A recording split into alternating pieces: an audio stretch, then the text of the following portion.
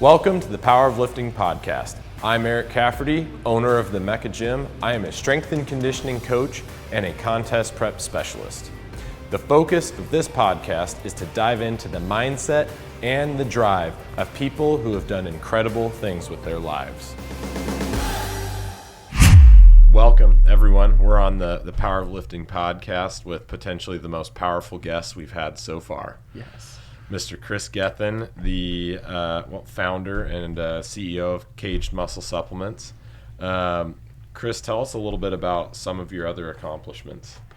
Well, I don't really call them accomplishments because they're always work in progress. But so I grew up in Wales. That's where the accent comes from. And after I got my personal training qualifications, I realized that this is a career move for me. This is something that I feel that I can retain the content and teach others because, I sucked at school and I wasn't able to retain that content because I just had no fascination in it. I just wasn't interested in it whatsoever. So in and out, just like someone trying to teach me a language, it's like, forget it. I'll get someone else to translate it for me.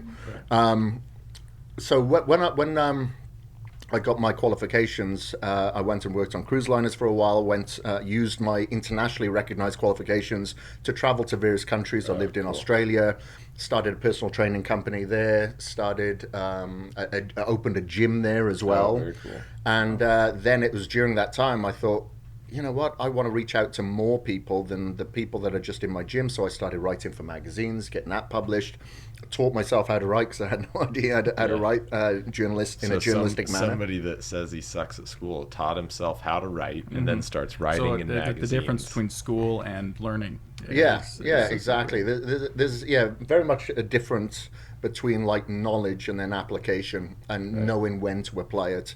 So I used Merriam-Webster's book of journalistic writing to teach me how to write for publication, basically. And then I realized that, okay, in these fitness magazines, especially when I was covering a lot of bodybuilders, a lot of professional bodybuilders, you had to then get assigned a photographer for that magazine so that article could accompany it. So then I taught myself how to shoot photography for bodybuilding, And, these days, like you get yourself a good Canon 5D or something, it pretty much does it for you. You just need to know the angles. And if you come from a training background, you know the angles. Yeah, exactly. So then, as I started getting recognized in publication world, I thought, okay, I want to do this full time instead now. So I sold everything, gave up everything, and took the risk and moved to Venice, California. Oh wow! And I was working out of Gold's Gym the majority of the time, and out of the Max Muscle store. That's awesome. That Dave Belay. What year was that? This was 2005. Oh wow! Okay. 2005. So I was pretty much working out of Dave Belay's Max Muscle store. Okay. Dave is the guy that was managing Jay Cutler back then. Okay. And then so I did, I continued hounding Weider for about 6 months until he finally caved in and gave me a job as a writer and a photographer. So I had 2 contracts. So that kept me in the US basically. And then I really enjoyed doing that. So then I decided to start up my own publication, which was Kaged Muscle.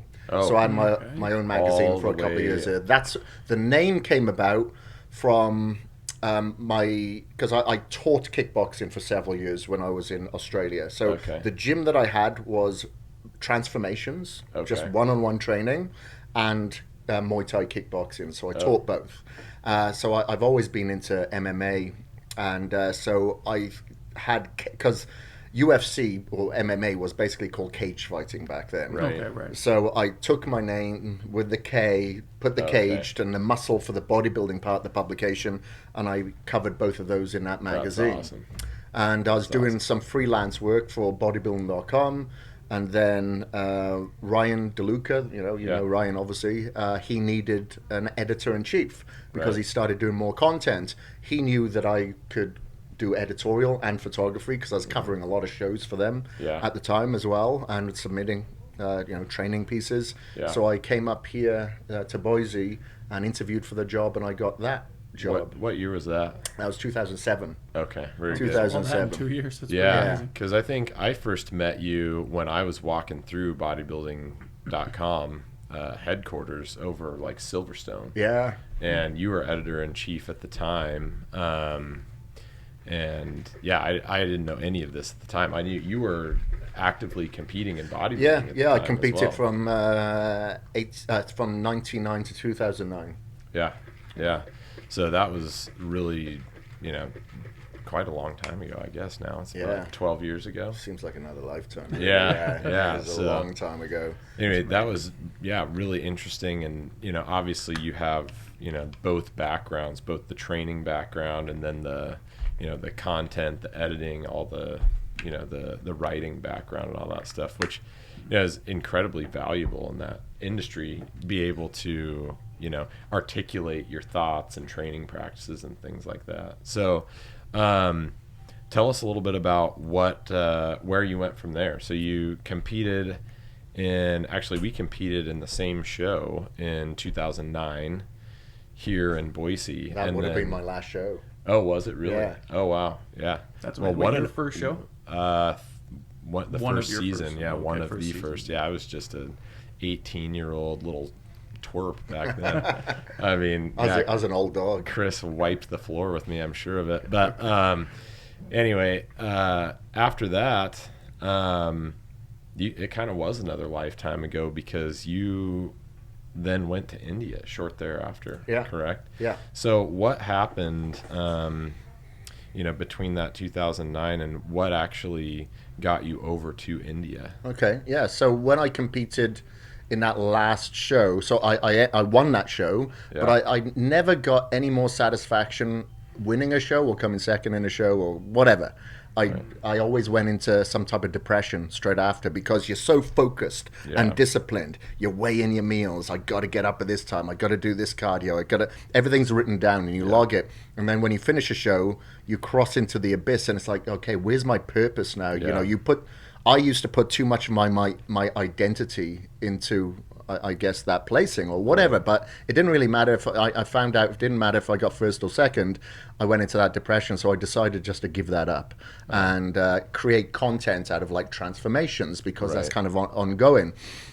And then, at that time, I was obviously working at bodybuilding.com, but then at the end of 2011, about a week before I had to go down to the Olympia to cover the event there, I found out that my immigration lawyer hadn't filed for my extension. Oh, shit. Yeah. So the bodybuilding.com lawyers said there's something fishy about this guy. He's not giving us the paperwork that we need. We're going to investigate him. Investigated, found out he hadn't extended for my extension. So I had to leave the country.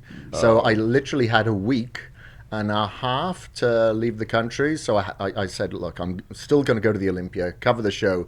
We'll just figure this out. I'll be back in the country in no time, no problem. Yeah. Anyway, it was a lot more difficult than that. So, I had to go back. I had to go to the consulate in London several times to gain a waiver to get back into the country. But what I quickly found out is that the people at the consulate have more power than the president. And it all depends if they're in a good mood, if they've had their cup of coffee in the morning, if they don't like the look of you, they just say, nah, sorry.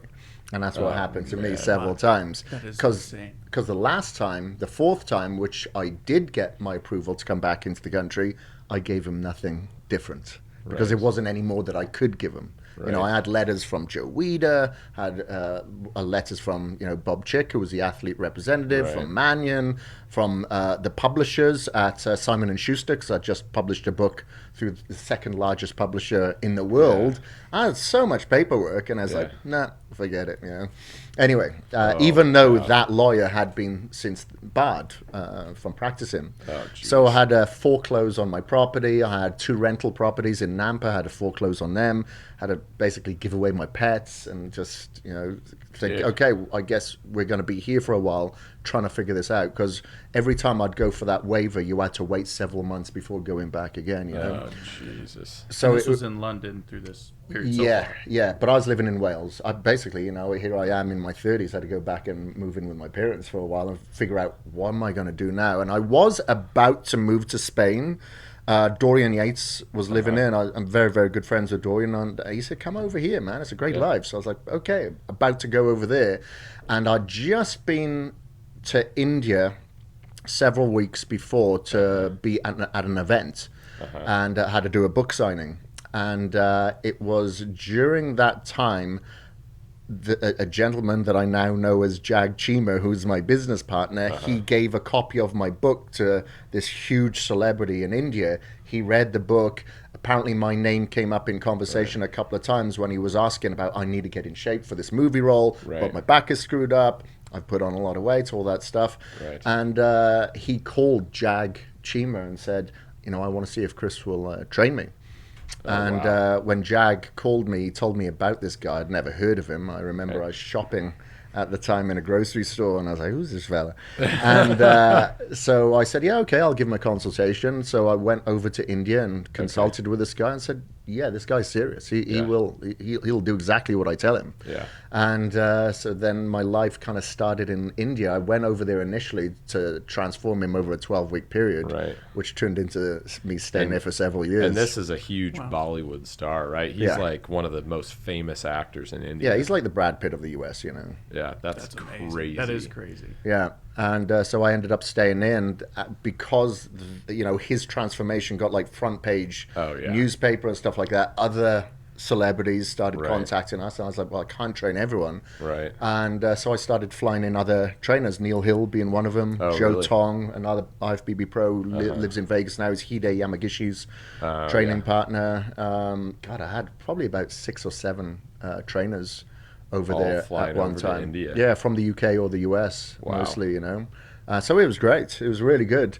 And then, we did notice that there was definitely a void for gyms over in India. The personal trainers weren't recognized as being professionals. That's why I had to keep flying in people from overseas, because the clients in India didn't really respect the trainers in India. They were telling the trainers what to do, and I was like, this is not right. It's kind of has to do with the class structure there, right? Yeah. Oh, okay, that makes sense. So they're very, it's a lot different than here. For sure. There's no doubt about it. So the I guess the respect just wasn't necessarily there, just inherently because of like societal norms, I guess. So, so you were flying people in to train these big celebs. That's crazy. It was pretty crazy at the time, thinking back. But it was really good because it was then a close knit of us, depending on what city we were in, that we'd always kind of get together. It was a pretty good time. Yeah, and so that led to you guys have now opened how many gyms there in India? I think we've got about 9 now. Holy crap! Wow. That's crazy. Are they doing well, I'm assuming? Yeah, during COVID, unfortunately, a lot of gyms were closing down. A lot of gym franchises were closing down. We actually opened 2 during that time. But we've never had the stance of we wanted to be like a Gold's or like there's another one over there called Talwakers or anything like that. We didn't want to just come up with 100 gyms, knowing that quite a few of them could possibly close down. They'd be quite vulnerable. And we wanted to make sure that they were quality. And I consider these gyms as being academies, educational academies, more than anything. So we've made sure that we partnered with the right franchisees who we consider as friends, not just franchisees, but partners.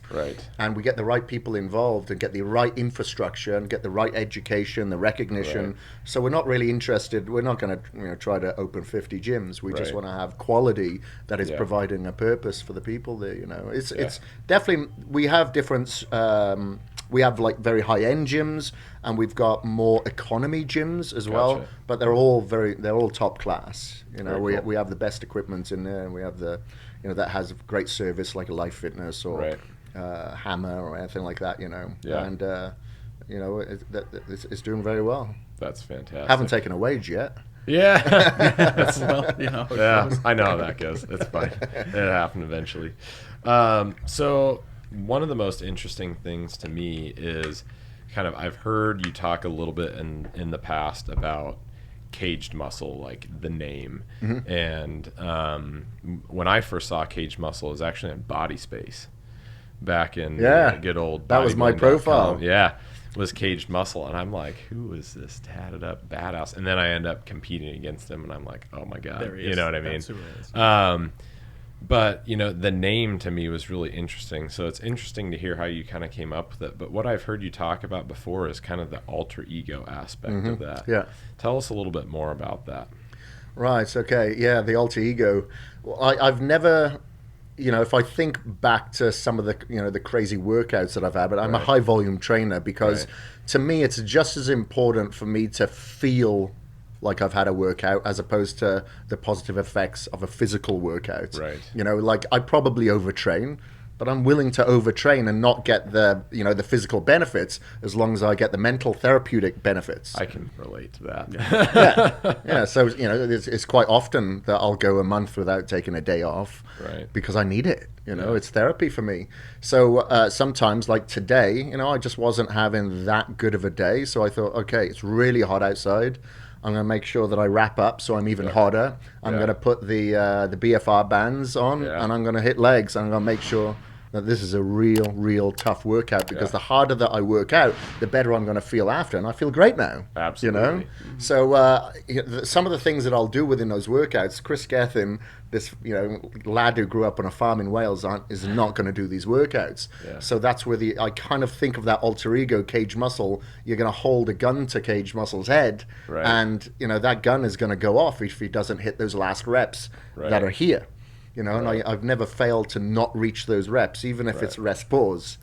So that's where that kind of comes from. And I've had a lot of tattoos over the years that kind of remind me of those things. To face your fears, to make sure that you go in and think, okay, if this is pain, perfect. You encapsulate it, but it's just a weakness. You just get rid of it and you keep going. So psychologically, speaking, I mean, incredibly valuable. So, to other people, is that something that you recommend to kind of find that alter ego to go into training? Everyone's different, I guess, some people are already born into it. You look at someone like Dorian Yates, I think he was just born like that, and he's just applied. Sadistic. And he's just applied those strengths that he has to create that intensity that he's known for, So I think everybody's different. I'm definitely not like that.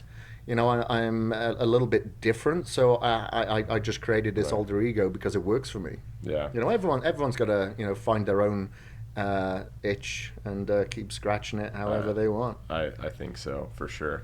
I just, that's one of the main, kind of objectives of this podcast is to kind of, get inside the mind of people who are able to push themselves to that next level. And I think you're absolutely fall into that category as somebody who's able to push past pain and, do some of these things that a lot of people consider, insurmountable tasks or so hard, or how does he do that sort of a thing. So what would you say to somebody that said, wow, that's Kris Gethin, like, he's a badass. He was born that way. He was born that way. He can do that. So, what would you say to that? You got to work at it every single day. You have to be aware of it, acknowledge it, be present, and work at it every single day. It's like, it's funny people say things like that because, like I'm generally not a happy person. I have to work at getting that baseline every single day. So if I don't work at that baseline on making sure that I, have cold therapy in the morning, maybe an ice bath, go out and do my cardio in the mountains like I did this morning, making sure that I get plenty of sunlight, get vitamin D, because it's very important that I get the vitamin D. I don't absorb it that well, to make me feel baseline, not happy, but not being depressed. So I work at that the same way as I work at my physique. The same way, it's just being conscious that when I come into the gym, it's not the quality, it's not the quantity. It doesn't matter if I'm here 2-3 hours. I'm not going to do that. It's the quality of the time, and I got to think my way through it because otherwise I get very distracted and not think too much. Because I do always say, if I think too much, it makes me think too much. So I just try to focus on the good things and not let the monkey mind distract me into the bad things. The monkey mind, I like that. That's very it sounds too homely for me. The monkey mind. It's always there, isn't it? Tapping you on the shoulder, getting you distracted. Taking away your focus from what's important. And I just keep reminding myself all the time, this conversation's important. Eye contact's important. Because I don't want to get to 90, 100 years old and go, you know what? I wish I was more present. Because I'm not going to say, I wish I slept in more, I wish I scrolled more. Right. But you're damn right I'm going to regret if I wasn't a little bit happier. I didn't put more quality time into my workouts. Yeah. I didn't give my employees the right time and, you know, the contact that they need. You know, you got to get up early in the morning and make sure it's a quality day, every day. Yeah. So let's kind of jump into that a little bit. I've seen some on your Instagram and other things like that, and we've chatted in the past a little bit about daily routine and how important that is for you. So tell us a little bit more about your daily routine, what you think about when you get up in the morning, how you kind of goal set and make objectives and things like that, and kind of walk us through your day. Right, yeah, I used to do a lot of goal setting. I used to write down a lot in regards to goals. I'd make a vision board. I don't do that anymore now. I just set my intention for the day. Right. So my morning starts the night before, because if I don't go to bed at 7:30 in the evening, I don't have my routine. And my routine is very important to me, because when I was in Wales, I got into alcohol, I got into drugs, I was partying, the rave scene had just come up. And my school reports used to say Kris is easily distracted, which I was. And I like adrenaline. I love adrenaline. Yeah. So alcohol, drugs, all that sort of stuff gives adrenaline. So I know that I have to have this routine, so life isn't that white knuckle ride that it used to be. So I have to be overly strict. So if they say 8:30 is early, I better get to bed at 7:30. So it starts off then, and then I'm usually up about 4 o'clock in the morning, because now I have several hours of non-distraction to get my routine done. So now I feel good about the day. I'm not anxious trying to catch up, getting things in that I want to do. But when I wake up, I usually go straight into, I'll have a hydrogen-rich water. I usually drink hydrogen water to hydrate. And then I go straight into stretching or meditation, one or the other. Sometimes there's a combination of both. So I'll usually stretch and meditate for about 15 minutes. When I'm meditating, I'm just setting my intention for the day. If I wake up on the bad side of the bed, I need to, change that focus and that mindset to have a positive mindset, set out that intention for the day. It's kind of all a little bit of a vibration methodology, I'd say, And so I've got a meditation room. I'll either be up there or I'm downstairs in what's called the beanbag room. So I've got bean bags down there, and I'll be stretching out in there and making love to a foam roller for about 5 minutes as well, just to break everything up. Because I feel that when you do stretch, you don't just feel it from a physical standpoint, it kind of opens you up from a spiritual standpoint. Yeah, absolutely. I feel so much better for it. And then I'll usually go and then do my cardio, and I try to go out the back of Camel's Back or something like that. Watch the sunrise, get my vitamin D, and then when I come back, I'll usually earth myself, take the shoes and socks off, make sure I'm on the grass for about 10 minutes, because again, we're exposed by Wi-Fi, EMFs. And, if you get like an EMF reader, like you can get one on Amazon, and you're holding a phone, that meter goes up. But now you take your shoes and socks off and you sit in the grass, that meter goes down, because now it's penetrating, it's going through you, out of you, as opposed to just penetrating into you and staying into you. So I like to do that on a daily basis, put my tinfoil hat on. There you go. And then I always follow that up with a sauna. So I've got an infrared sauna at home. I'll be in there for 20 to 25 minutes. I'll preheat it. And then I finish off with 3 minutes in the ice bath. There you go. Yeah. And that'll get you awake. Yeah. So that I do that more so for mental stability. It helps mobilize fatty acids. It helps with blood sugar stability. So sometimes I'll wear 24-hour blood glucose monitor, and I see that my blood sugar levels are so much more stable if I do ice bath in the morning. But I make sure that I go down to my neck, up to my chin. So, it's helping tone my vagal nerve. So I just find the major benefit that I get from it is just emotional stability. Gotcha. So, that's why I do the ice bath every morning for about 3 minutes. And if I do it in the evening as well, I'll do that for 1 minute. Because it just takes me too long to defrost when I'm in bed. Yeah.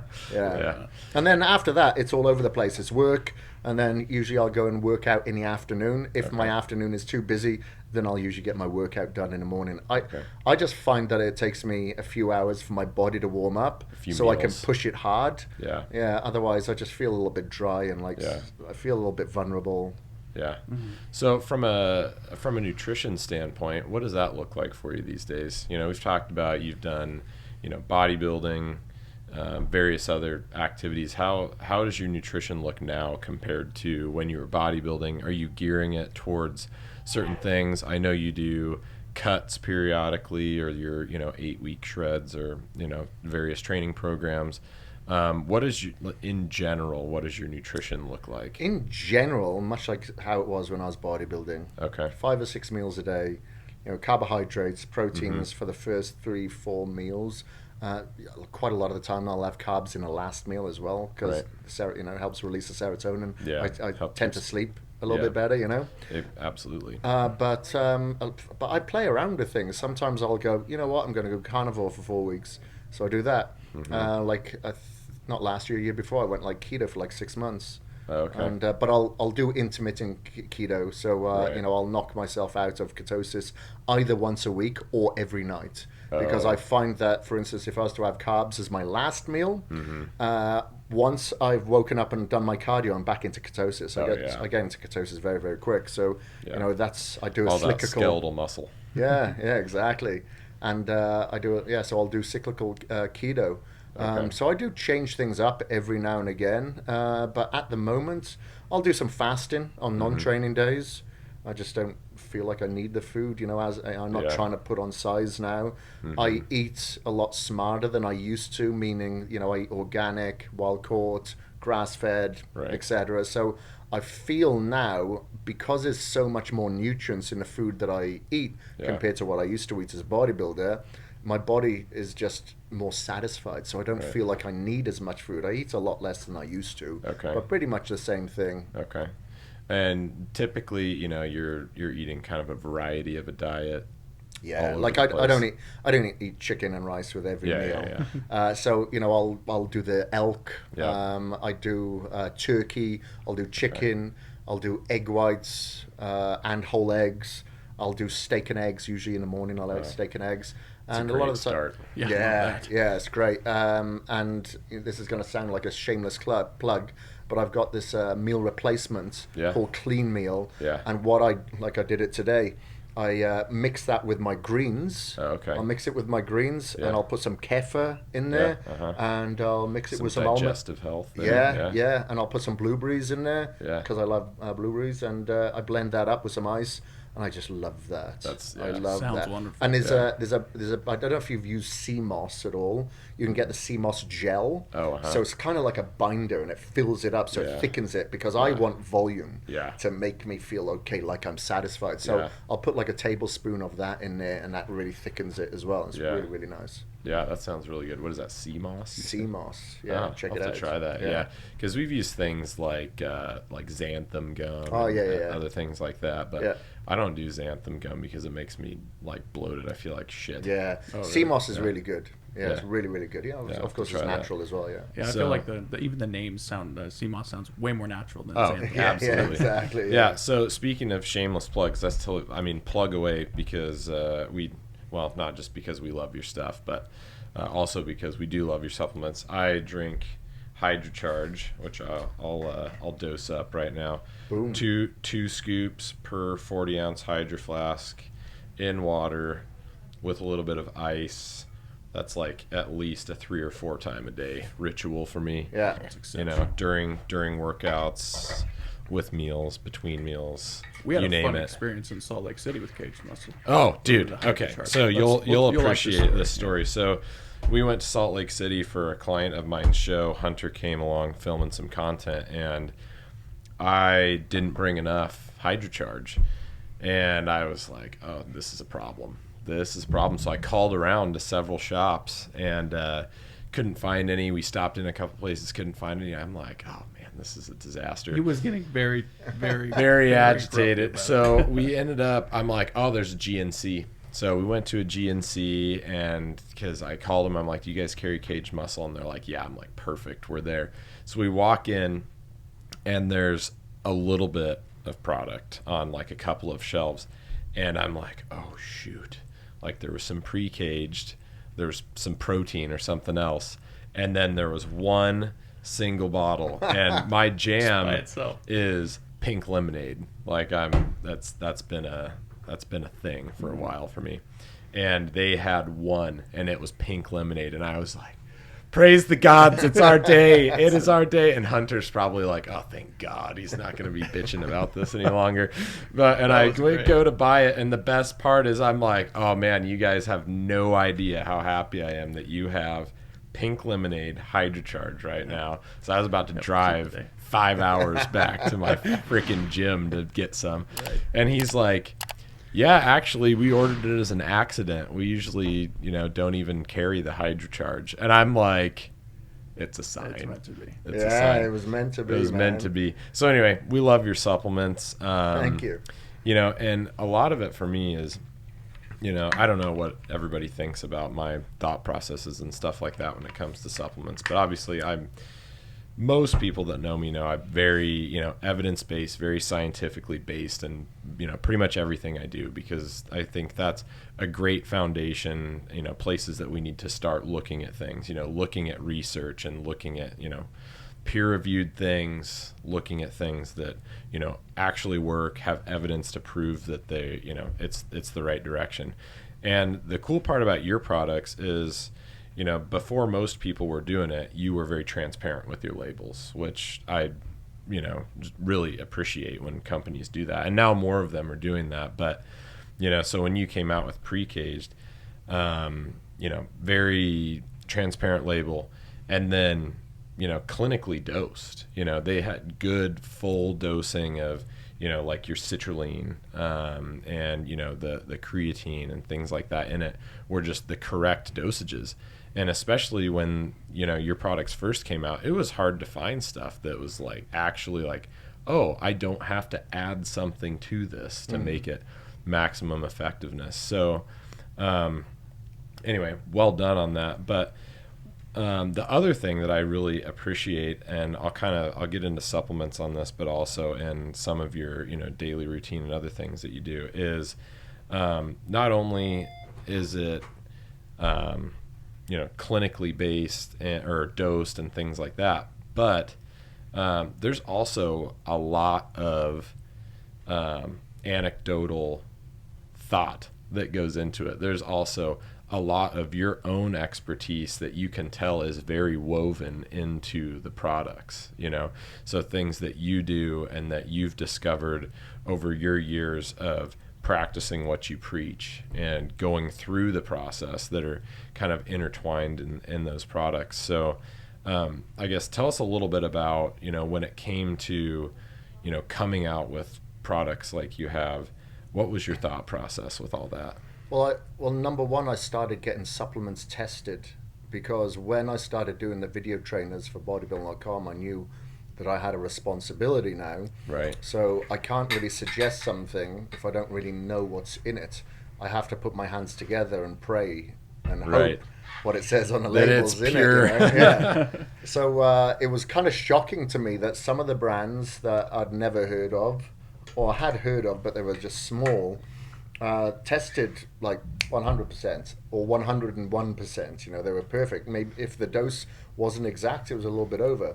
But then there was some very well-known brands that were like the best sellers at bodybuilding.com back then that tested terrible, really, really bad. And I was putting my own hand in my pocket, and I was, paying anywhere between $250 and $350, per test, because there's another supplement manufacturer that I knew that would do the testing for me. So I was kind of shocked. And that really opened my eyes. So, and of course I had to get a lot of the raw ingredients to mix to myself, to put together, because as you said, there just wasn't anything out there that had the right dosages all in one. So I knew that just wasn't convenient for people following the video trend. I was like, they're not going to go and buy all these raws. So the formulator back then at bodybuilding.com, Brian Rand, and the CFO, which is Michael McLean, we decided to talk about this and see if this is a possibility. Where Brian had worked for companies before, whether it be Medrex or Daily Burn, or he created the Jim Stepani line and the Platinum series. It's like, okay, now you can have free wet rain. There's no budget. What is the best that we can come out with? However, we got to make it affordable as well. But if we have to cut our margins, we'll cut our margins. we need to get this out there. And luckily, those two guys are on the same page as me. We want to get the best products out there that aren't sacrificing or to the cost to someone's health, just to get them performance. We're not, we don't want to destroy anyone's like adrenal glands or anything when we do this. So that was the thought process behind it, and that's why you see some of the scoops like in pre-caged or recaged or in-cage, they're freaking huge. Yeah, I love it. Everybody's should be that big. Yeah. Because that's how much it has to be in order to carry all those ingredients. It's much like, you're not going to put a Mini Cooper engine in a Lamborghini and expect that to go like a Lambo. It's just not going to happen. So it's the same sort of concept. So when people say, well, why is the size of this? Well, it's not filler. Yeah. Look at the ingredients on the back. You can see that. And not only that, we wanted to make sure that, we weren't going for amino acids that were extracted from like, buffalo hair or bird feathers or human hair. We wanted to make sure that we had plant-based amino acids that still had the same nitrogen balance. So, that's what we did. We had fermented amino acids, and that, to this day, that's what we produce. And, I'm all about gut health and making sure that there's no inflammatory responders happening here that could possibly lead to a chemical responder up here. So, in the UK, you're not allowed to have artificial colors or flavors, but in the US you can. I was like, that's insane, because like they come with warning labels in the UK. So I wanted to continue to have that in the US as well. Natural flavors, natural colors. If we're using caffeine, it needs to be organic caffeine. That's all I drink myself. Because I know of all the mold toxins and mold spores that you can find in coffee, especially here in the US as well. So I want to make sure it's organic. So what we actually do is go to some of the farms, like we've gone to the farms in India, where pure calf is extracted, and we filmed this so we can show the consumer the process, how it comes. Same with for instance, KSM 66 ashwagandha. We went there and we filmed to show how it gets cleaned, the process, why it's organic, what we do to look after the farmers as well, because these farmers don't have any money. You know, if they have to have dental care, they can't afford it, so we help support that as well. Incredible. That is incredible. So, and, with the Prop 65 Act, we want to make sure that there isn't any heavy metal contaminants, because that can lead to neurotoxicity. So we make sure that we adhere to the Prop 65 Act, which there's over 600 tests that you have to go through in order. So it costs us a lot of money, but we feel that we're feeding our purpose. Is it going to be our main income? No. People think it is, but it's not. But we're good with that, because this is like our hobby. This is our passion. Luckily, all of us have other investments elsewhere. But neither of us need to have a Lamborghini. We're good with just roofs over our head, but doing the right thing. Absolutely. No, I mean, a lot can be said. I mean, kudos to you guys. I mean, that's incredible. I think so many people, how many people do you know that have started supplement companies, and it's just they do it because they see a $1 billion industry and they want a slice of the pie, And people do that every day. They start off with a white label company, but they have amazing people behind the marketing strategy. Some of them I know are spending like several $100,000 a day in social marketing. A day? Oh my goodness. A day. Because they're making it back, 1.5, 1.7 back. Oh my God. So, they're making money back, but they're spending that a day to get the name out there. But if they don't have quality ingredients, they can afford to do that and continue to do so and continue to scale. Because their margins are high. Margins are huge. Margins are huge. But, that's a different model. Fine. You go ahead and do that. That's not our model. And I feel very blessed and lucky that I've got two business partners that think the same way, because that's kind of unusual in this industry. To get people to agree upon something like that. No, I would say the supplement industry is just, it's a crazy industry. I've worked in it, I worked at bodybuilding.com, the storefront, for a long time, and just looking at all the crap that's in a lot of the products, and it's always funny, people would come in on a daily basis. What do I take to gain weight? What do I take to gain weight? And I'm like, dude, you're going to the wrong store. Like, Winco is across the street. Go buy yourself some beef and some chicken, and get some quality food in your For sure. system. Yeah, you know, because I always tell before. people all the time, this is just 3 to 5%. I say 5% to those people who are really busy and they cannot physically eat 6 meals or whatever. It's Right. like, okay, then you're probably going to need protein and a meal replacement. Right. So there's your 5%. The Right. rest of the population, you've got 3% in these supplements that you're investing in. So Right. make sure that everything, your sleep, your hydration, your food is yeah. on point first, because otherwise you're going to waste your money, man. Yeah. Oh, for Supplement sure. is what the name is for a reason. Yeah. Yeah, it's crazy how much people, they'll just try and dump money into supplements and hope that that investment is enough to give them the return, when in fact, it's the work that you put in. And man, another kind of side note is when a client came to town, when you actually reached out to me to train this individual for a couple weeks, which was a great time, and I'm very grateful to have that opportunity to train one of your people as they traveling through. And but I remember some of the conversations that we had leading up to that, and I still have it, the text chain on my phone of that, and I remember just absolutely dying because just the fact that you were basically relaying to me, like, make this guy work. Like, you know what I mean? Don't let him slack, and we got to talking a little bit about just some of the the cultural things from, in the area this guy was from, and it's just He'd want the easy way out. Yeah. He'd want the easy way out and a magic pill. Yes, exactly. And a lot of them do. They think, okay, if you've got these results with these people, there must be a secret. Yeah. The secret is application, consistency, and a lot of intensity. Yeah. You're going to have to bring your balls when you come to the gym. Oh, yeah. It's funny. And, and I get that too, because people, and I can smell them from a mile away now, but people will hire me because they've seen my track record, see the things that I've been able to do with certain clients, and they're like, well, if I hire this guy, that's going to be me. And I'm sure same thing with you. I'm sure people see, oh, Kris Gethin, I get the Kris Gethin, Right?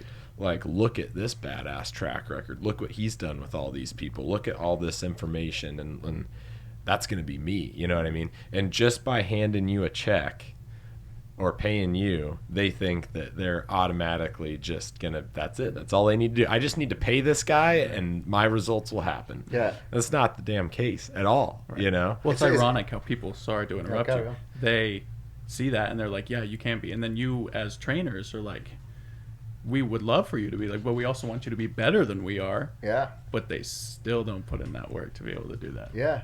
I think there's a lot of similarities with why books sell so well. You have these self-help books, these mentorship, these motivation books, build a business in 8 weeks or whatever. People buy those books, but how many of them actually applicate them? How many are applying them on a daily basis? Yeah. Very few, because they think the answers are in the book. The answer is what you apply from the book. Some people I call them just students of learning. Mm-hmm. They know 10 times more than I'll ever know, but they don't apply. And they just need to apply. Like when I grew up, we were very poor, living on a farm. And, of course we got by, but, we were always driving cars that were breaking down all the time. And Dad, fortunately, knew how to fix them and put them together and stuff like that. But he bought the book, Rich Dad, Poor Dad. Oh, yeah. And he actually applied it. So then he got a loan to purchase a cottage that he completely renovated it up. I helped as much as I could as being a knee-high kid, And then he got out a loan on that property and then bought another and then another. And then next thing he's got 50 properties. Oh, wow. Left the farm. Didn't have to have the farm anymore. And it all came from that book. Yeah. But it wasn't the book by itself, it's the application. Yeah. And it's the same thing. People come to you and think, okay, all my answers are right here. Yeah. But you can't sit in that leg extension and twiddle your thumbs and expect to get quads, No. It's painful, it's hurtful, and it's uncomfortable. But unfortunately, we're dealing with a comfort crisis today. Yeah. Where people are not comfortable being uncomfortable. Not They're at being all. nurtured way, way too much. And they just haven't found out what discipline really is. Yeah. Motivation, as we know, kind of fails you. Yeah. You wake up with it, you wake up without it, And that's why I do the ice baths. That's why I get to bed at 7:30, you know, because I need to practice discipline. You fall back on the routine. Yeah, exactly, because it has a transcendence effect. Absolutely. Yeah. No, I think that's hugely valuable information. I mean, I think that people do get, like, they almost live their lives to, like, try and be more comfortable. Oh, you know for what I sure. mean? Like, there's, I want to be more comfortable. I want to do this to be more comfortable. That. Uber Eats, because I can't even go to the supermarket now. Right. How crazy is that? Yeah. Convenience. Everything's on your phone, right? Convenience and comfort. So what are some of the suggestions that you would give to people to try and get uncomfortable, and why the discomfort? Sign up for something you suck at, you know? So, like, when, you know, people were telling me that I'd be too big to, you know, do like an ultra marathon or an Ironman or anything like that, I thought, okay, I'll suck at that. Sign me up. So, you know, Love that. because the thing is, you have to adapt. You have to evolve in order to accomplish that. But there's going to be a lot of pain along the way. This is something I'm not used to. If I was going to go and do a bodybuilding competition, yeah, it'd be uncomfortable, but I know what to expect. It's not taking me out of my comfort zone. But if I'm doing something like an ultra marathon that I've never done before, I'm like, that's going to hurt. Yeah. Okay, but I'm sure there's going to be a lot of benefits that I can take from that. Yeah. You know, and there is. You know, you just become so much more resilient. You know, you condition your resolve. Yeah. Just like you're conditioning a muscle, you're conditioning your muscle here, you're conditioning your muscle here. So if, for instance, you know, my business would go pear-shaped, I'm more resilient to allow that to go down. I'm going to figure something out. It's going to be uncomfortable for a while. Maybe I'm going to have a few conversations with the bank manager. Who knows? But I'm going to get used to that discomfort. Yeah. And I think a lot of people just aren't that. And unfortunately, because they've had what's, you know, they did call it in the 90s, I think it's called helicopter parenting. Oh, yes. And then it was like, was it called snowplow parenting or something came into the 2000s, All the names. which it was just way too much. So these kids, you know, for instance, they'd say, oh, you're not going to get not going to get a motorbike. You could get hurt. You know, you're not going to participate in this. You know, something could happen to you, you know? So then when they get uncomfortable in the real world, they collapse because they're used to comfort. So I think it's very important that these people get comfortable being uncomfortable. And sports, you know, especially ones that you're not used to, and especially ones that require a personal endeavor, not a team sport, can really bring out the best in you. Yeah. Amazing. I agree. I don't know if you've seen, however you think of this man, it's not my opinion, but Conor McGregor has this little documentary on Netflix called Notorious. Yeah. And he has this part in it where he's training, and he says, I train to be uncomfortable. This is, you know, I'm paraphrasing, but as comfortable as I get with the uncomfortable, then it just becomes another day. Like I step in the ring and I feel like I'm home. Like it's just completely different than what people Matt think. Fraser says the same, or used to say the same thing. When he's like, you know, the show is won when I'm in my basement and no one's watching. Exactly. You know, everyone sees me win, but that's not where it's won. Yeah. No. It's like a bodybuilding show, isn't it? You don't win it on the stage. No. You win it in the discomfort of the gym. That's an extreme example of it too, I feel like, because your stage time is very minimal. And it is. Bodybuilding's very much different, you know, and I grew up playing team sports just like most people do. And I think team sports even still are, you know, great to condition people, you know, about winning and losing and how to manage winning and losing, you know. I never did team sports. Did you not? I've always been a loner. So No. I've never been one to socialize or anything like that. I've usually, and I would get very anxious knowing there's pressure on me and we could lose because of me. So I'm like, I'll stay away from that. You know? Interesting. And I respect that. And I personally, like, I loved individual sports when growing up. I mean, really the only one I can think of that is available to kids now is like track and field. Right. You know, which is widely available. Yeah, widely available, but, you know, and awesome. But, you know, from a bodybuilding perspective, you're 100% right. I mean, it's down to, it was really like eye-opening for me, and bodybuilding definitely changed my life for that exact reason, because not only was, you know, I was used to showing up to practice and busting my ass at practice, right? And I was under the impression when I was a kid, you know, obviously the harder you practice, the better you're going to play. And I definitely still subscribe to that belief. But with bodybuilding, it's around the clock. You know, it's everything you put in your mouth. It's every step that you take. It's everything. And so it's so much different, this all-encompassing kind of discomfort. And I can't remember a time in my life where I was more uncomfortable than when I was in a serious caloric deficit for a while there, you know, trying to get bodybuilding stage lean, and still failed miserably to get there the first few times especially. But I mean, you know, what a challenge to undertake and to, you know, kind of come through like you're saying. And to that, you did a half Ironman? I've done several half Ironmans. I've done full Ironman as well. Oh wow, that's awesome. Yeah. So and tell us. I did an ultramarathon out Marsing past oh, year really? as well. Yeah, it's called the. What was that one called? That was called the Frozen 50. Oh, that's there because we they have go. it in January, so it's like snow, frozen. Yeah. Can hardly get air into your lungs. Yeah. So tell us a little bit about, you know, that experience that you went through doing that, and kind of, you know, did it change you? How did it impact you going through that process? Yeah, I become pretty much addicted to it after, actually. I really enjoyed, you know, obviously getting, you know, staying at a body weight of like 220 pounds and being able to do like a full Ironman with only 6 months preparation. Yeah. So during that process, I did scale it. So I competed in an Olympic distance Ironman 2 months after I started my training. And then 4 months in, I did a half Ironman. And then 6 months in, I did the full. And it definitely conditioned me for sure from a mental standpoint, because I was so used to going into the gym and just training extremely hard for 45 to 60 minutes with a lot of intensity, pushing it as hard as I possibly could, rest, go again, rest, go again. Where this was now, you have to pace yourself, because you're going to go for a 100-mile bike ride, go over the Oregon border and back. It's like, okay, how do I do this now? And now I've got to switch off. So I'm just riding and I'm looking at this white line. That was very difficult to wrap my head around to begin with, and just focusing on the breath, where, you know, when I'm in the gym, it's like, okay, I'm going to hyperventilate and I'm going to go. It's like, okay, now I've got to do the opposite. I've got to really slow down my breath, make sure my core is kind of taut, but the rest of me is relaxed, so I'm not expiring any unnecessary energy. But it's definitely a huge learning process, because I plugged myself into the triathlon community here.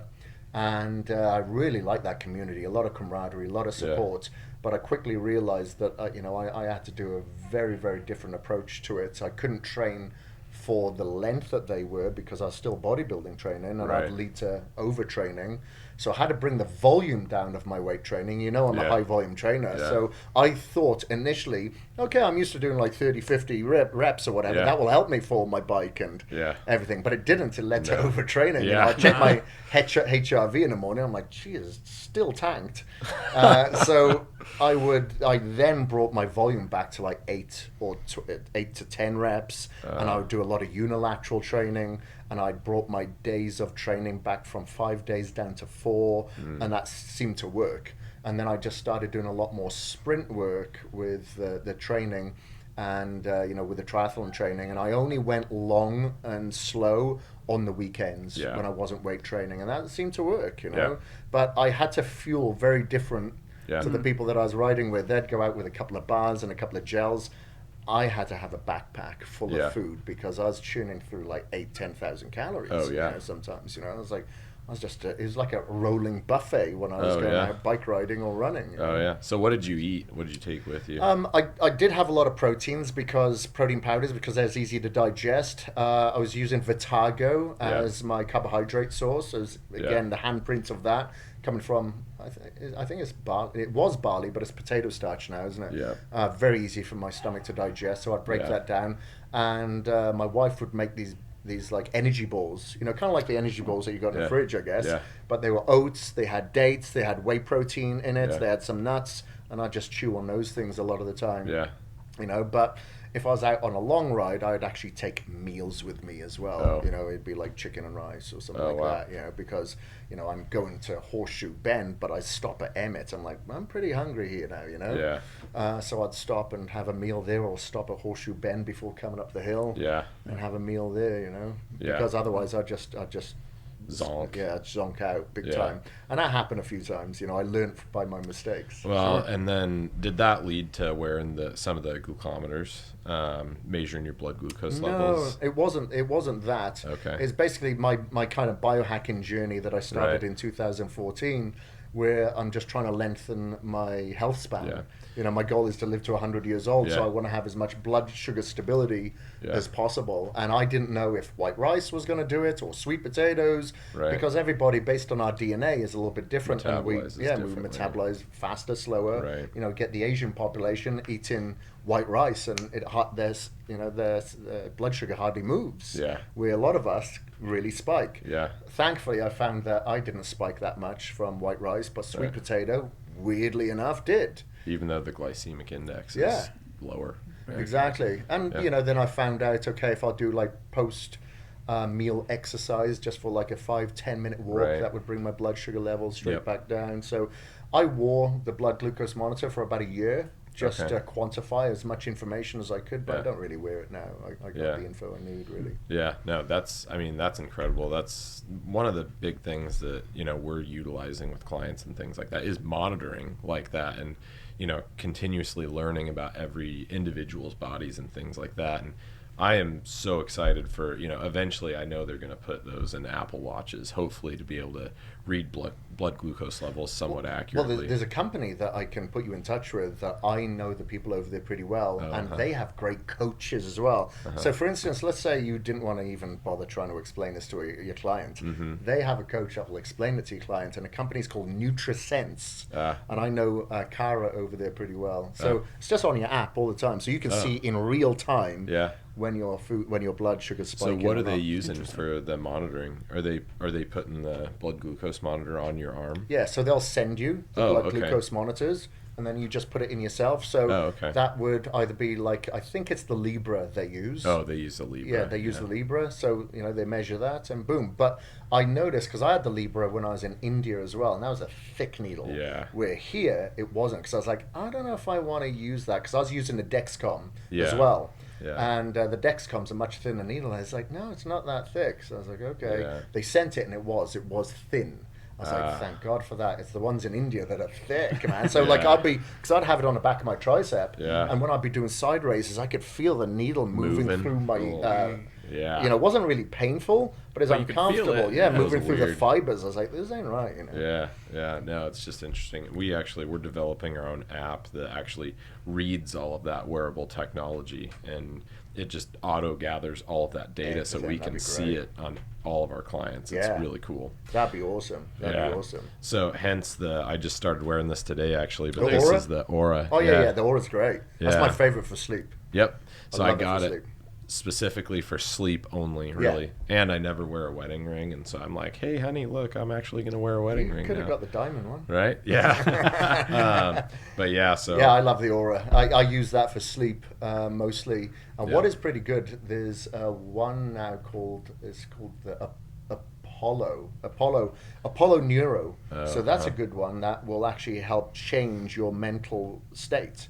So let's say if you don't like going into social settings, it's got one that will help reduce your inhibitions. Really? Yeah, and it'll help, like, for instance, if you are someone that's a little bit anxious, a little bit nervous, it'll help calm you but stay focused. Right. And I started wearing it several weeks ago. For the first week, I was like, I don't know if I really feel Is it much like a about this. bracelet? Or? Yeah, it's a bracelet, but it Okay. vibrates as well. You have okay. different settings. Again, it's on your app. Works Okay. with different frequencies. And I spoke to the person who had introduced me to the brand. I was like, I don't know if I really feel anything.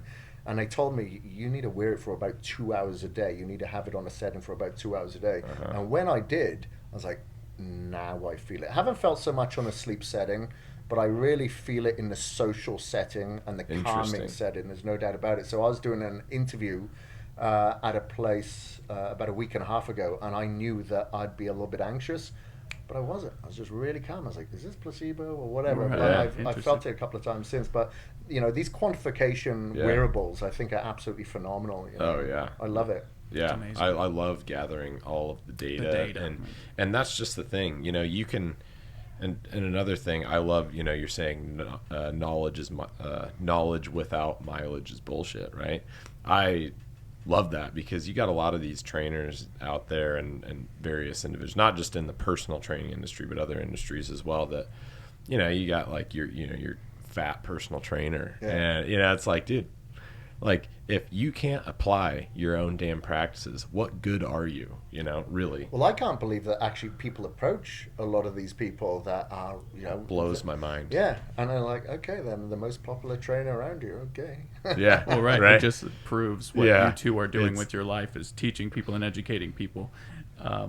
That needs to happen, because people are like, oh, you're a trainer, for sure, I'll train with you. Show me a piece of paper that qualifies you and we're good to go. Well, you know, that's not true. And the great thing, and, you know, that I enjoy following you for a lot of reasons, but one reason is all of the continuous innovation, trying to, you know, not just take the evidence-based word for it and actually like, oh, okay, people are saying this, okay, well, let's put that to a test. Like you're saying, well, let's wear the glucometer, right? Yeah.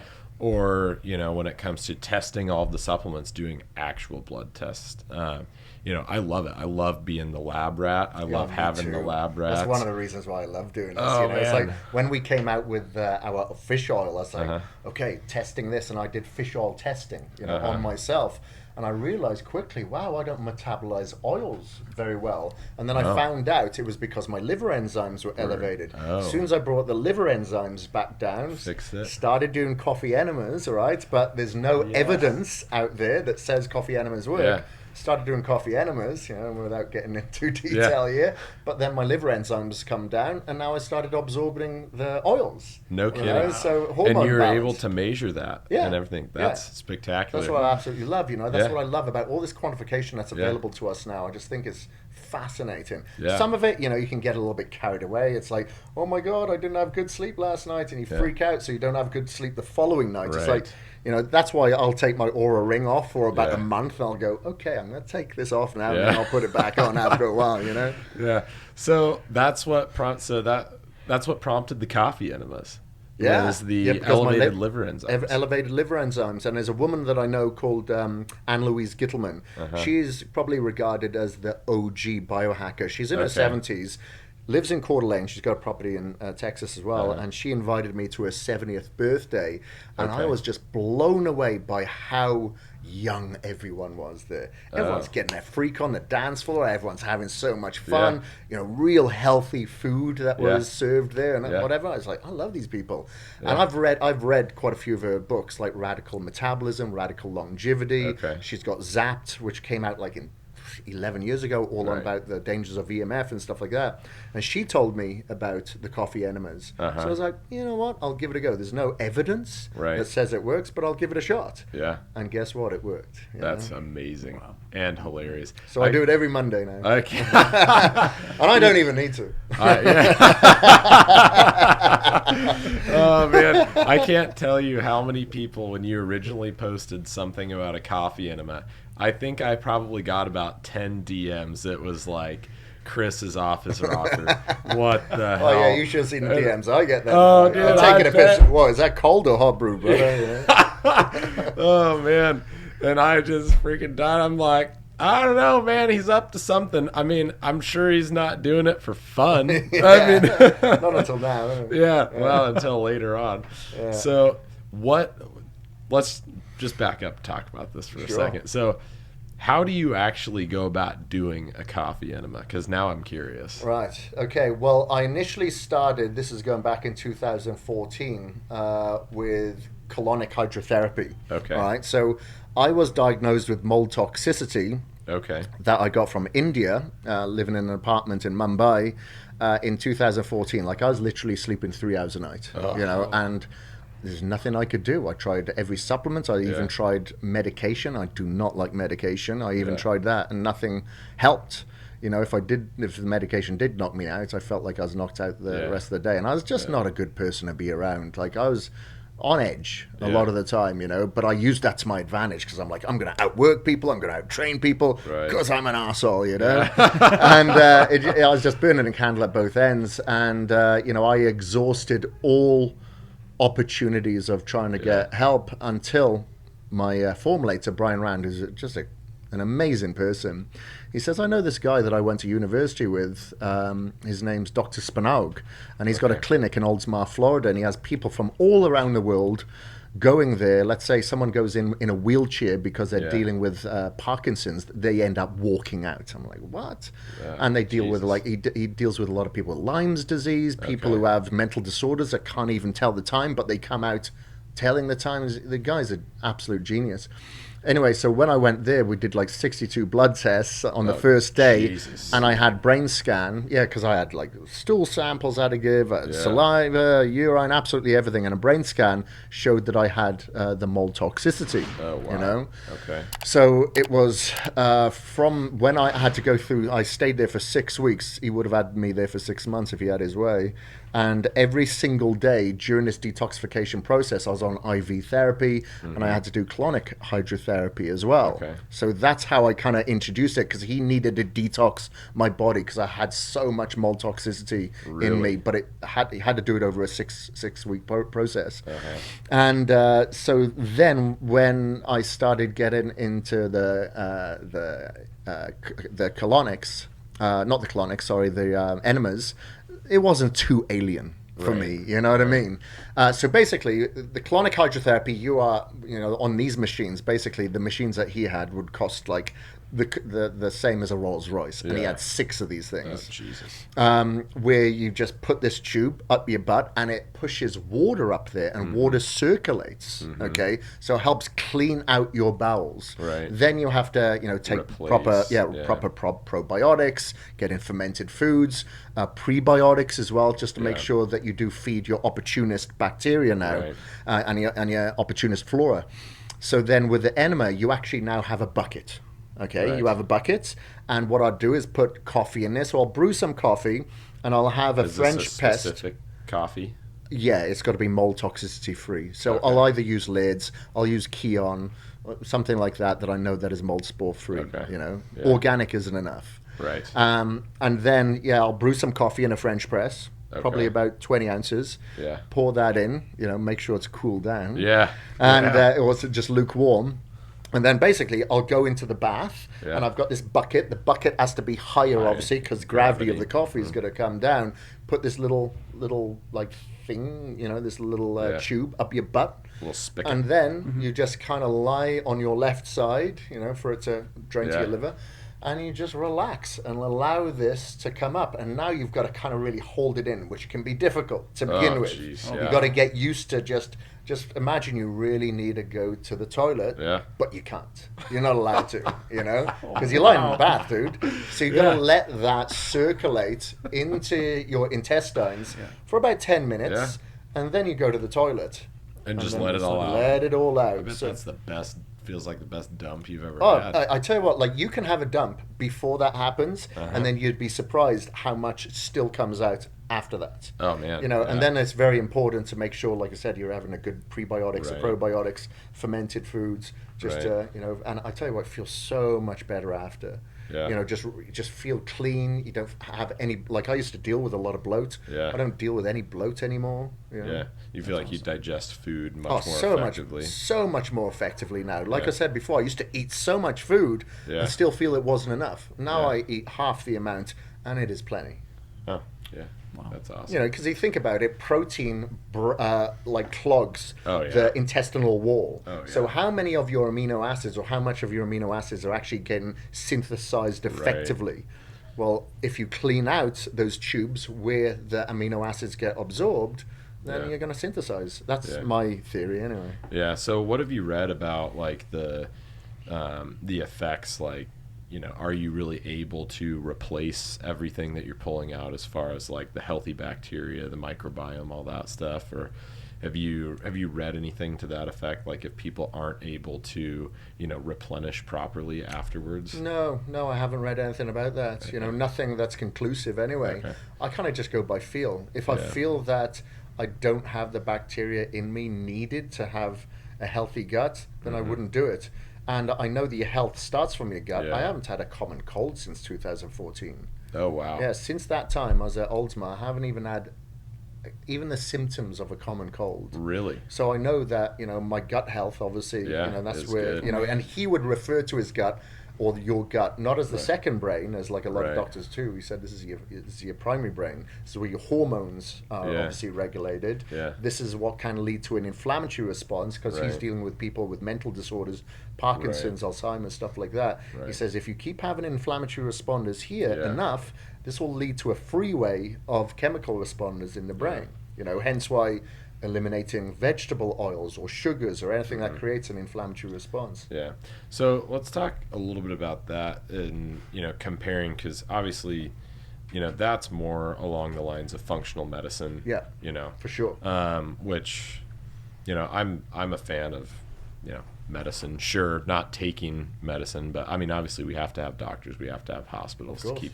But a lot of that is, sick care. That's a huge problem, right? Because what I think you're after, and I know I'm after, is, the preventative side of health for people, and so, obviously that being the more functional pathway, why do you think that, I guess mainstream America is so resistant to a lot of these ideas, and that functional medicine type approach, that health first approach, that, nutrition, exercise, and then, obviously supplementation has something to do with it, but specifically diet and exercise.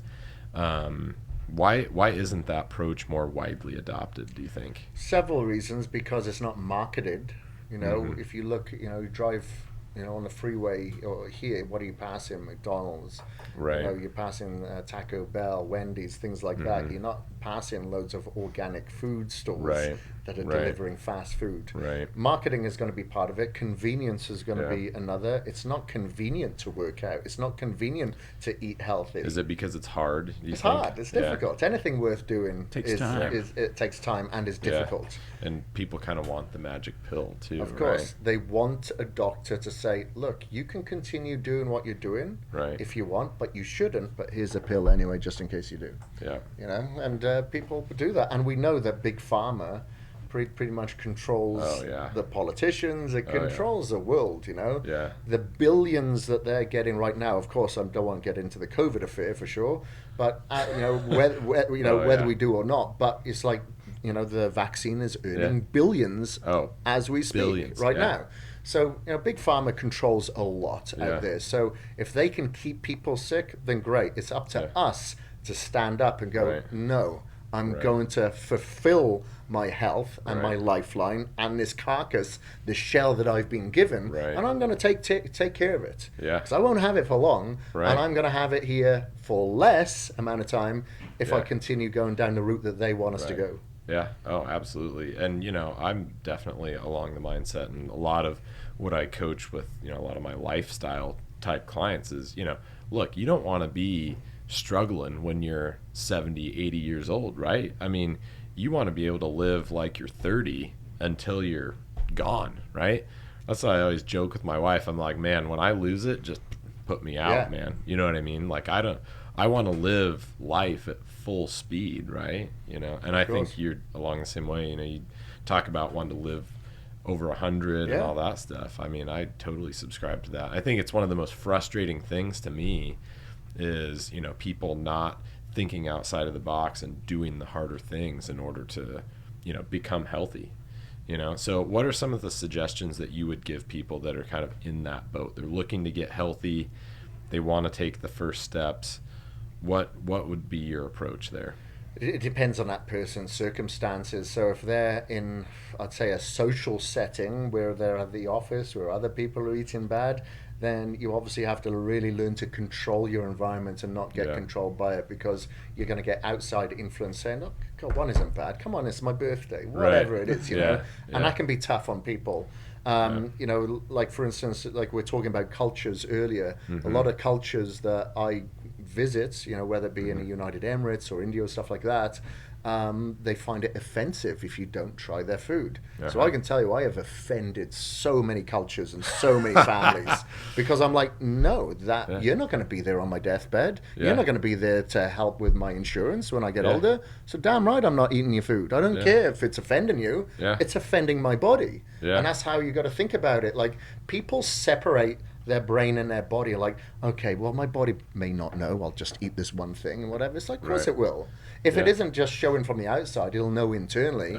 And unfortunately, you get those people that look really healthy that are even more unhealthy than the people that are overweight because they get away with it. With, you know, taking in so much more worse food. But I'd say like the biggest thing is, look, make sure that you control your environment. And as cliche as this sound, the journal.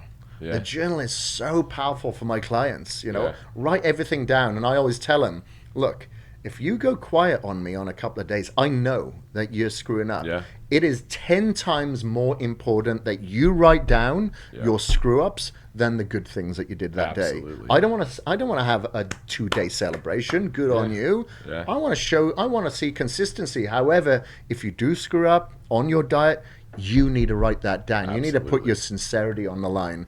You need to have that transparency with yourself, even if it's not with anyone else. You need to put it down there, and I just find that's remarkably powerful. Oh, absolutely. I agree 100%. I think journaling, and that's, you know, I tell clients that all the time. Even if you eat something that is off whatever plan is that we have set, you've got to record it. Record everything, you know. And it's funny, and I'm sure you see this too, that if people record, those screw-ups happen far less frequently. It's amazing how that, you know, just writing things down, you see, you know, and if they start to see the pattern, oh, I'm screwing up here, like they'll start to correct it. Yeah, for sure, because they're in denial to begin with. They're like, oh, I did pretty good this week. It's like, really, write it down. They write it down, and then you highlight everywhere that they screw up. They go, wow, that's a lot of highlights. You know, it's like, because I usually tell them, I'm like, if there's 7 here over 7 days, you haven't moved this week. 0. You know, so think when you're on that Stairmaster doing that mind-numbing cardio, are you burning off the body fat that you paid me to burn off? Or are you just burning off this shitty food that you've decided to eat? So what's the point of paying me? You know? Yeah, exactly. So some of the questions that we typically ask people on here that I'm very curious to know your answer on these. One of them is your top books. What are the top 3 books that you would recommend to the listeners to read? Ooh. Right. Okay. So I like Good to Great. Okay. Good to Great is a good book. Tribal Leadership is another good book. Let me see. Let me get a little bit different. And I like the Slow Down Eating book as well. But man, I could come up with a load. You know, like I really like Dr. Mark Hyman's books. Okay. So What the Heck Should I Eat? That's a really good book. I really like his stuff. I like a lot of Dr. Joe McCullough's books as well. Which ones does he do? He's the... So he's probably the most well-known functional doctor out there at the moment. You know, he's just come out with. So he had a book out called EMF'd, and he's just got a book come out now that's it's the first time Amazon have pre-sold over 100,000 copies, and that's called COVID: The World Reset. I think it's called. You know, boy! Wow. Okay. Yeah, jeez. First time sold over 100,000, but. I like Anne Louise Gittleman's stuff, like the Radical Metabolism. That's really, really good. Cool. So, what about music in the gym? Are you a music guy in the gym? For sure. If I wasn't in this industry, I'd definitely be in the music industry. Oh, really? Yeah, for sure. Like, up until last year, because of COVID, obviously, I hadn't missed a music festival since 1992. Wow. Gone to a music festival every single year. That's every awesome. Single year, yeah. I love music. Musical fanatic. I actually came out with an album myself. Oh, no kidding. Yeah. I recorded this when I was in India because I was like, I got time. And so I wrote all the music, wrote the lyrics, sung the lyrics, went into a studio, recorded it, put it on awesome. Like it's on Apple iTunes. Oh, is it really? Yeah. Oh, dude, I gotta search for that. I've got to see. Well, I think it's still on there. I didn't really market it, but check it out. Yeah, it's called Imperfect Intruder. Imperfect Intruder. Imperfect Intruder. Yeah, that's an intriguing name. There we go. And so, I love music. So if I'm in the gym, I definitely like something hard, heavy. Could be something like Korn, Slipknot, Hatebreed. Yeah. Or it could be something a little bit more mellow, like Faith No More, anything that Mike Patton's in, I like, you know? Yeah, very good. What about currently? Are there any ones that you're caught on currently in the gym? Caught on currently? Let me think. What, like a new band, you mean? Or just what's currently on your, like... Oh, what's currently on... If you're going on to play. the gym, right now, and you're about to, start your heavy sets of something. Okay, I've got... What I've go-tos? been listening to right now, just today, is called Soil. A band Okay. called Soil, Soil. Yeah. Oh, very good. All right, we're going to have to check that out. Check it out, I'm Soil. a huge Korn fan in the Yeah, gym. seen them a couple of times, Like that too. whole genre. Oh, yeah. Yeah, a little bit of Mudvayne action. Yeah, I love Mudvayne. Oh, yeah. Yeah, do you know, the singer, what's that band called? It's called Hell Yeah. Oh, The singer of Mudvayne started the band Oh, Hell Yeah, and that's a good band. I like that too. Yeah, that's good. One final question. Top 2 role models or influences in your life? Top 2 role models. Number 1 is Henry Rollins. So Henry Rollins, he had a band called Black Flag. Then he had the Rollins Band. He's also an actor. He was in like Heat, that movie Heat. He's in a few movies like Wrong Turn, Wrong Turn 2 and stuff like that. He's also a publisher, a book publisher. And he writes his own book, so he's an author too.